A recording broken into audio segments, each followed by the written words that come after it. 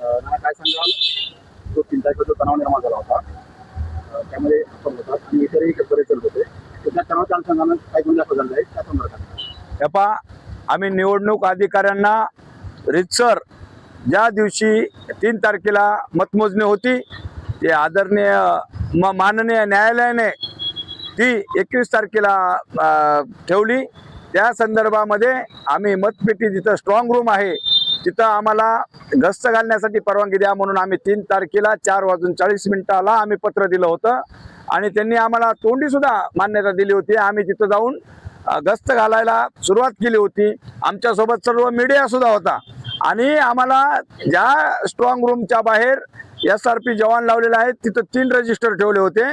त्या ठिकाणी पोलीस नगरसेवक म्हणजे नगरसेवक उमेदवार आणि नगराध्यक्षाचे पदाधिकारी जे उमेदवार आहेत यांना सह्यासाठी हे 3 रजिस्टर ठेवलेत.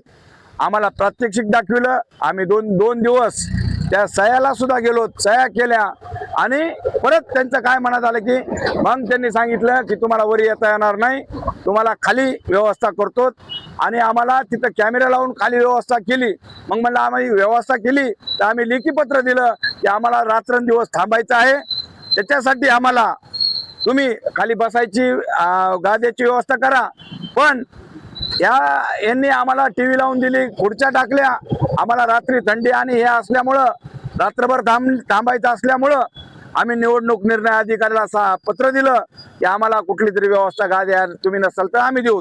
पण निवडणूक अधिकाऱ्याच्या बाईटमध्ये बघा कशा पक्षपातीपणा करायला आहे. त्यांनी आम्हाला लेखी दिलंय तेवढंच बोलावं लागतं त्यांनी अधिकाऱ्यांनी. पण कुणाच्या जरी दबावाखाली येऊन ते म्हणते आम्ही खुर्च्या मागितल्या, टेबल मागितला, सोफा सेट मागितला, जेवायला मागितलं, अशी फालतूगिरी हे जे निवडणूक अधिकारी आहे हे कुणाच्या तरी दबावाखाली काम करतात. आणि आता याच्यावर सिद्ध झालंय की यांनी आमच्यावर गुन्हे दाखल केलेत. कशामुळे केलेत तर आम्हाला कायद्याने अधिकार दिलेला आहे. आम्ही आमच्या पळीकरांनी केलेलं मतदान आणि स्ट्रॉंग रूमचं सील चेक करण्यासाठी आम्हाला जे ह्याचा नियम आहे नियमाप्रमाणे आम्ही जात असताना आम्हाला खाली CCTV लावून दिली. तिथून आम्हाला ज्या पोलीस प्रशासनानं 5-6 वाजता उठवलं, हाकललं आणि त्यांनी म्हणले तुम्हाला ते हे आणा, आयडेंटिटी आणा.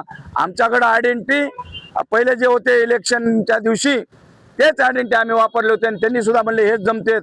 पण आम्ही लेखी मागितलं तरी दिले नाहीत आणि आम्हाला त्या दिवशी रात्री 1 ते 2 वाजूस्तर त्यांनी आम्हाला बाहेर हाकलून लावलं. पोलिसाला सुद्धा अधिकार नाहीये त्यामध्ये स्ट्रॉंग रूम पाशी जाण्याचा. त्यांना सुद्धा सही करून तिकडे जायचं आहे.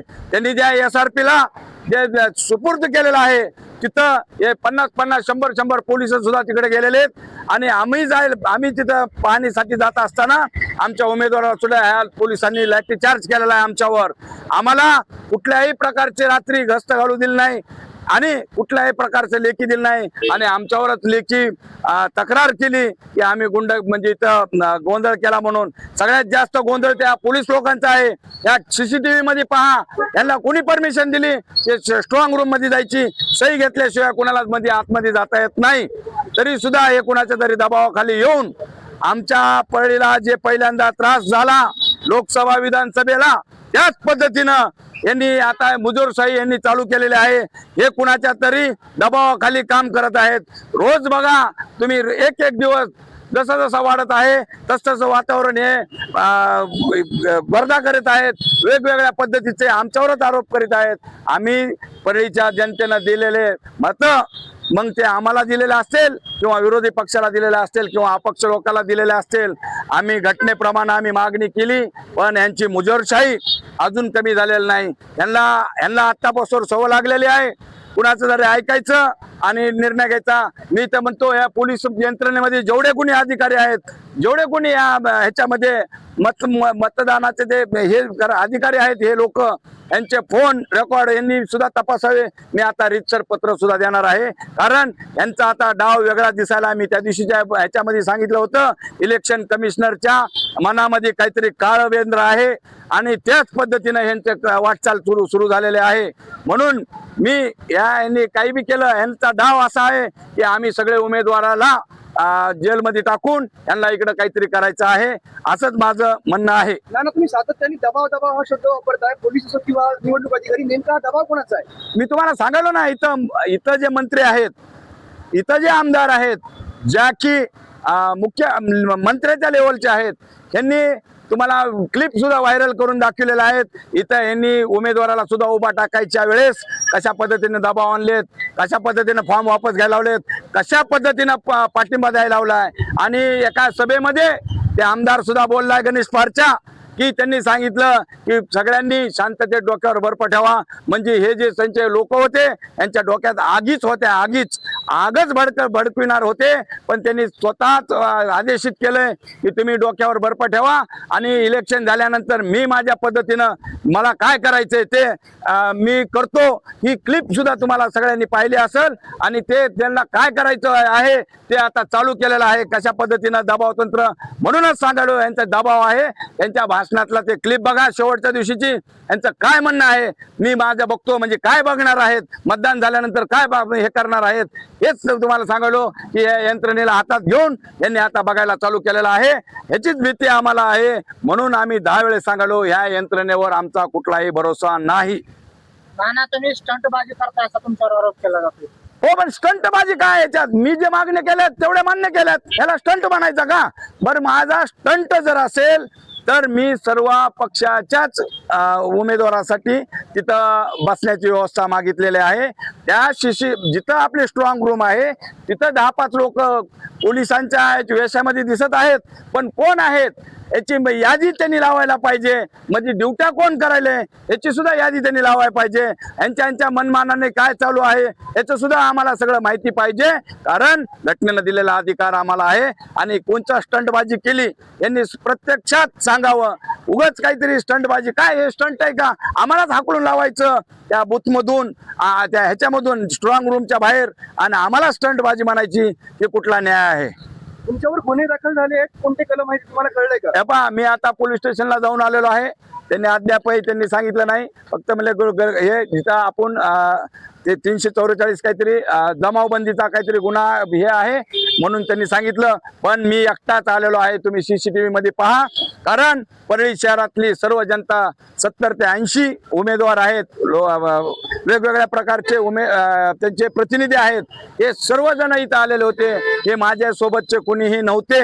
आणि आमचे उमेदवार असतील, त्यांचे उमेदवार असतील, तुम्ही पाहिलंय कशा पद्धतीचं जाती स्वरूप देऊन दंगल पेटवायचा यांचा राजकीय स्टंट सुद्धा काल तुम्हाला त्या टीव्हीवर दाखवला आहे.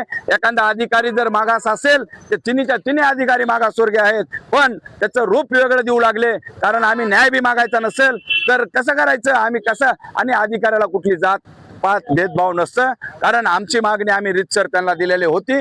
पण बाहेरून जे लोक आलेले होते हे तुम्ही सगळ्यांनी मीडियावाल्या सुद्धा त्यांनी सांगितलं की आमच्या अधिकाऱ्यावर दाब टाकायला आमचा असला कुठलाही उद्देश नाहीये. आम्ही सर्वसामान्य जनतेनं दिलेल्या मताचा अधिकार आणि जे मतदान केलं त्याच्या संरक्षणासाठीच आमची तळमळ आहे. आम्ही कुठलाही गोंधळ आणि कुठलाही काही विषय केला नाही. उलट हेच दबावाखाली काम करून परळीच्या पोलीस आणि इलेक्शन जे अधिकारी आहेत हेच गोंधळ करण्याचा प्रयत्न करायचा. आम्ही लेखी दिलं तर त्यांनी लेखीच द्यायला पाहिजे. दडपशाही करून आम्हाला हकलायचा, आमच्या उमेदवाराला काट्याने मारायचा यांना कोणी अधिकार दिलेला आहे? यांनी अक्षरशः आमच्या उमेदवाराला रात्री 12-1 काट्याने मारलंय. यांचा अधिकार काय? एखाद्या उमेदवाराला जर तुम्ही काट्याने मारित असाल, तुम्ही दहशत पसरत असाल तर नक्कीच तुम्ही कुणाच्या तरी दबावाखाली काम करत आहात. हा शेवटचा प्रश्न. 3 तारखेला जो तणाव निर्माण झाला होता त्याच पार्श्वभूमीवर अजित पवार, शरद पवार, अजित पवार गटाचे जे कार्यप्रमुख आहेत वैजनाथ सोळंके यांनी प्रतिक्रिया दिलेली आहे. त्यांनी सांगितलं आहे की ते माती फिरू आहेत आणि यांच्यावरती आजीवन अशी निवडणुकीमध्ये बंदी घालायला हवी. छपा माते फिरू कोण आहे? आणि माकडावनी उड्या मारणारा ते सांबा, जे आमच्या परळीचा डुप्लिकेट सांबा आहे, ते त्याच्या गब्बरला खुश करण्यासाठी इथं आला होता. पण त्याच्यात मुग्यांबोच खुश झाला. हे त्याचं हे आहे. कारण आम्ही जर माते फिरू असलो असतो तर आमच्या सगळ्या मागण्या प्रशासनाने मान्य केल्या नसत्या आणि माझी कुठलीही मागणी गैर नाही. ते जे आम्हाला माते फिरू म्हणायला मला वाटतं त्यालाच तपासून आणावं लागेल की ते सुद्धा उमेदवार आहे, त्याचे सुद्धा मतपेटीमध्ये आहे.